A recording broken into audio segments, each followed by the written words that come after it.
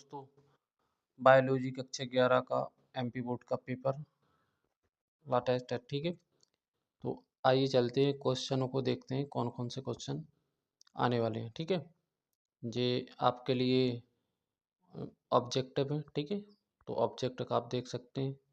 ठीक है, इसके बाद है हम चलते हैं सीधे क्वेश्चनों पर। ठीक है, तो क्वेश्चनों की बात करते हैं हम डायरेक्ट। तो लाइकिन क्या है? ठीक है, तो लाइकिन क्या है, तो ये क्वेश्चन है, आप इसको अच्छे तरीके से पढ़ लेना।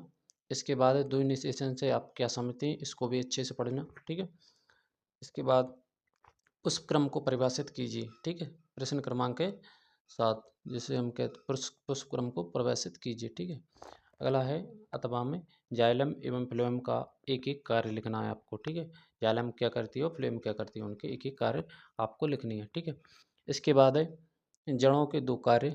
ठीक है, जो पेड़ पौधों की जड़ें होती हैं उनके दो कार्य लिखना है। ठीक है, इसके बाद है केंचुओं को केंचुए को किसान का मित्र क्यों कहा जाता है, ये आपके लिए बताना है। ठीक है, अंतःस्रावी जालिका के दो कार्य लिखना है। ठीक है, इसके बाद है जीव द्रव्य विभाजन तथा केंद्रक विभाजन में क्या अंतर है, ये आपको बताना है। ठीक है, जीन्स विनिमय क्या होता है, तो इसके बारे में आप जरूर पढ़ के जाना। ठीक है, तो ये आप बताना है। ठीक है, आपको प्लाज्मिड क्या है, जीवाणुओं में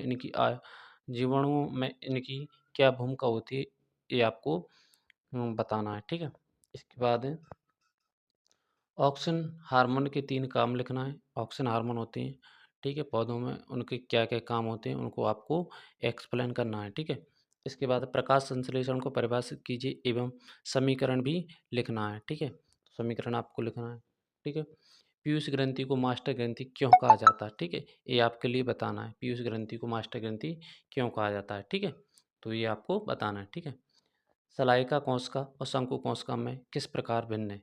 सलाइका कोशिका और शंकु कोशिका, सलाइका कोशिका होती है जो शंकु कोशिका से किस प्रकार भिन्न होती है, अलग होती है। ठीक है, तो इस चीज़ को आपको एक्सप्लेन करके बताना है। ठीक है, इसके बाद है एक बीजपत्री पौधे एवं दो बीजपत्री पौधों में क्या अंतर होते हैं, कोई 3 अंतर आपको बताना है। ठीक है, इसके बाद है पक्षियों में उड़ने हेतु क्या रूपांतरण पाए जाते हैं।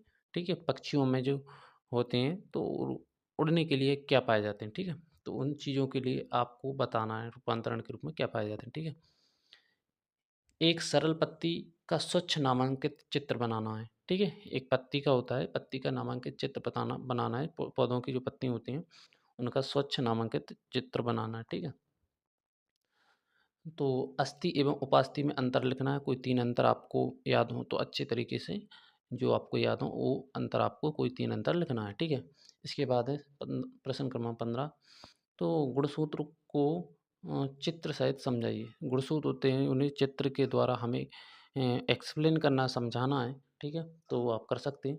समसूत्री व अर्धसूत्री कोश का विभाजन की पूर्व अवस्था की तुलना कीजिए। ठीक है, समसूत्री विभाजन और समसूत्री व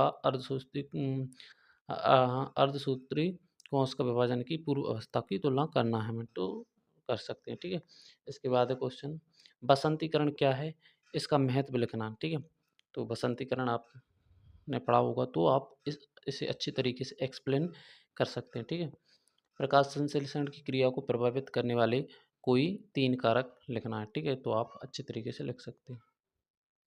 इसके बाद है नेफ्रॉन की संरचना का नामांकित चित्र बनाना है। ठीक है, तो अच्छे से आप नेफ्रॉन की संरचना का नामांकित चित्र बना सकते हैं। ठीक है, मनुष्य के रक्त समूह का वर्णन करना है आपको, तो क्या करना है, मनुष्य के रक्त समूह का वर्णन। ठीक है, ऑक्सीशोषण व अनऑक्सीशोषण में अंतर लिखना है, कोई 5 अंतर आपको याद हो तो अच्छे तरीके से 5 अंतर लिखना है। ठीक है, प्रकाश संश्लेषण एवं शोषण आपस में किस प्रकार एक दूसरे से संबंध रखते हैं, ये आपको एक्सप्लेन करना अच्छे तरीके से। ठीक है, मानव नेत्र के 5 विकारों के नाम, उनके लक्षण सहित लिखना है आपको। ठीक है, रक्त और लसिका में 5 अंतर लिखना है। ठीक है, तो ठीक है, इतने ही आपके क्वेश्चन है। मेरे चैनल को सब्सक्राइब, लाइक एवं शेयर जरूर करें। ऐसी ही वीडियो देखने के लिए लाइक करें।